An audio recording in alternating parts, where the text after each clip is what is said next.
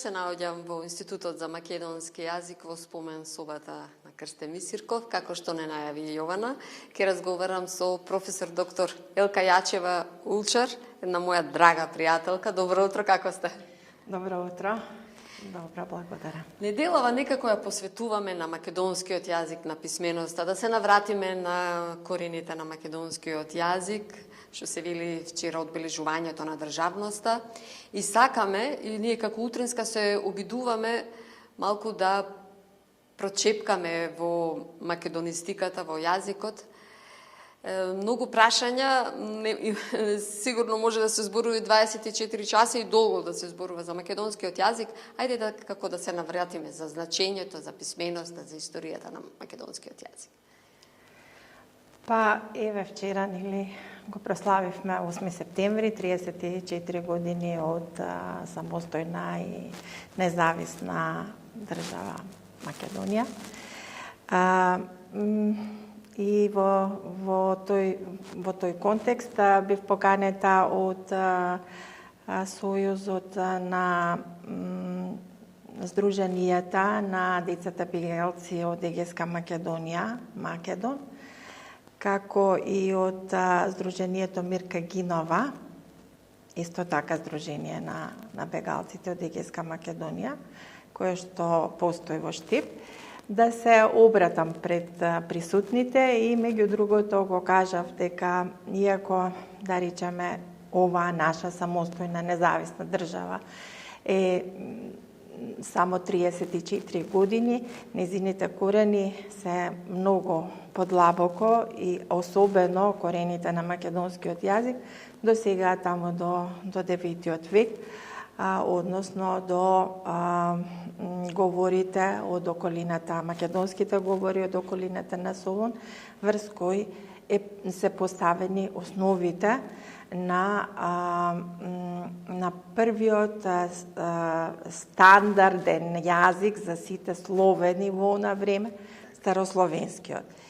И понатаму тоа дело на браќата Кирил и Методи го продолжуваат неговите ученици, Климент и Наум, создавајќи Охридската книжевна школа и понатаму низ вековите, значи сите овие значајни работи и целата таа преведувачка дејност, сите грамоти создадени во средниот век и дамаскини се до создавањето на почнувањето и создавање на националните јазици на Балкано во 19 век, речиси се е создадено на наша почва и ние треба тоа да го знаеме, да го негуваме, да го почитуваме и да се гордееме со него.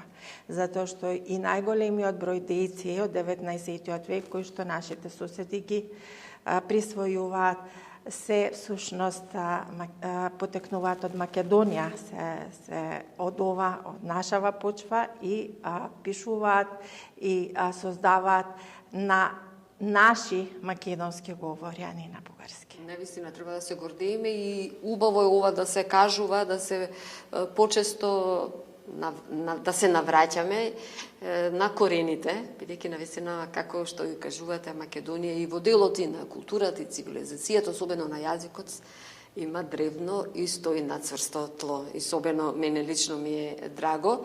Кога сме на овој регион, зад вас стои едно големо дело, речник на топонимите од Воденско. Навистина треба цела македонска јавност да се горде што ова некако го избуткавте, морам да кажам, го напишавте, што ќе остане за навек. Всушност, насловот кажува се, ама да ни објасните. Па, речникот на топонимите од Воденско всушност е еден подпроект на еден макропроект кој е наречен речник на топонимите од Егејска Македонија. Значи, ние започнавме со, еве јас малку и емотивно, започнавме со речникот на топонимите од Воденско, од проста причина што татко ме води потекло тој крај и кога кога избиравме со што да почнеме, некако сакав да започнам токму со овој топонимиски материјал од топонимите на Егејска Македонија. Со тоа што овде треба да кажам дека овој материјал е всушност материјал кој што е собиран не на самиот терен, за разлика од другиот топонимиски материјал кој го имаме во картотеката на ономастичкото оделение. Ово е собиран материјал овде, во просториите на институтот, од самите бегалци. И е собиран некаде 60-тите, 70-тите години, при што некаде кон крајот на 2012-та, почетокот на 2013-та, бевме со колешката Убавка Гајдова, за жал почината, бевме на теренско истражување кратко од една недела и заклучивме дека всушност и покрај тоа што е познато дека грчката држава уште таму некаде од 1927 година продолжително натаму врши промена, а најмасовно ми се чини некаде 36-та година, имаме промена на макротопонимите, односно на имињата на населените места, добиваат сосема грчки карактер. Кажувате масовно, значи на цели... Да, тоа со декрет е донесено дека треба да се сменат имињата, така и воден денес така од тоа време воден е денес во Грција Едеса, Лерин е Флорина, Костур е Касторија и Кукуш е Килкис и така натаму. Па и ако сакате и Кутлеш е Вергина. Така што, но интересно е дека топонимите, микротопонимите, имињата на ниви, на чешми и така натаму, за среќа наша и денес се живи на теренот. И покрај тоа што да речеме, поголемиот дел од населението, за жал, го заборавил или не го зборува македонскиот јазик.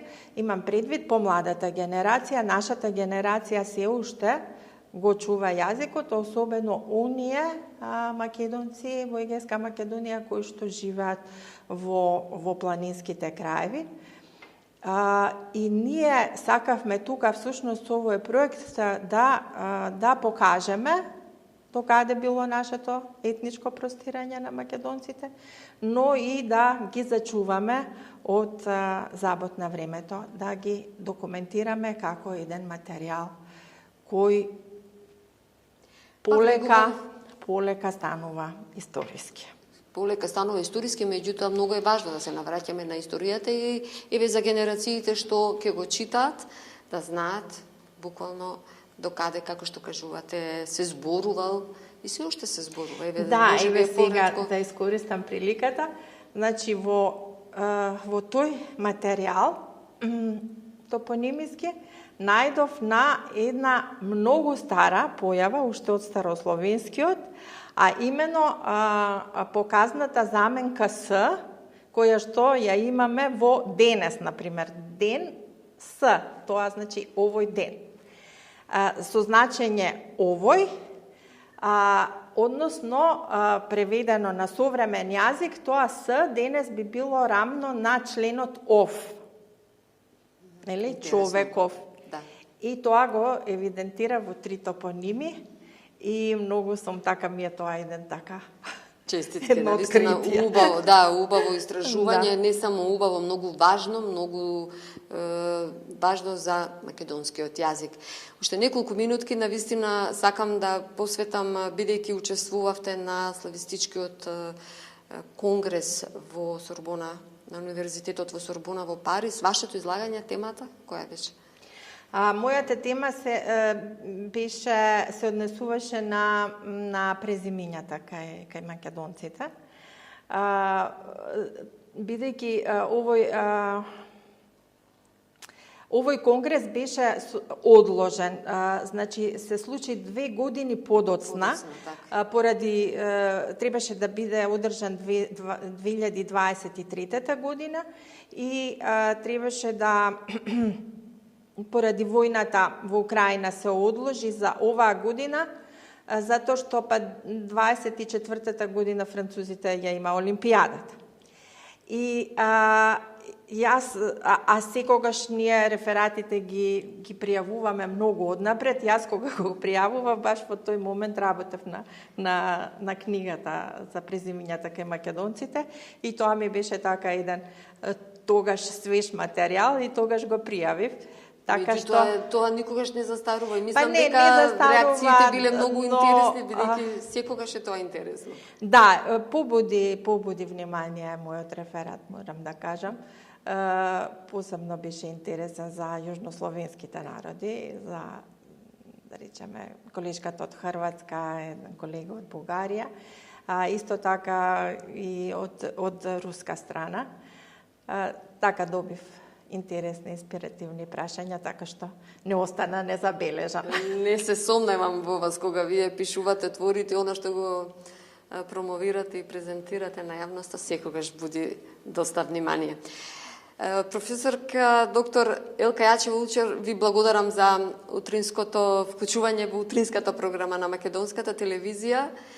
Секогаш сте интересни, нема да откриеме, меѓутоа набргу за неколку недели ви закажувам средба, дали ќе биде во живо, дали ќе биде снимен материјал, тоа ќе одлучиме заедно како ќе биде подобро, бидејќи навистина она што го работите е вредно да се каже во јавноста. Ви благодарам уште еднаш. Ви благодарам и јас вам за поканата.